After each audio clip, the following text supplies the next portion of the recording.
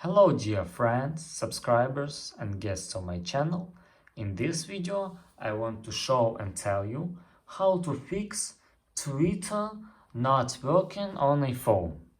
Please put your like, subscribe to my channel, share this video with your friends and let's get started. So first we need to go to settings. After that scroll down a little and click general. Here click iPhone storage and here find Twitter or X. Scroll down, click show all and click X. After that click offload app. This is the first method. Let's try second. Go back, find Twitter here and just delete this application.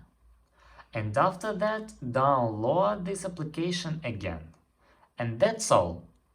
If you enjoyed this video and found it helpful, please put your like, subscribe to my channel and share this video with your friends. Bye bye everyone. See you later.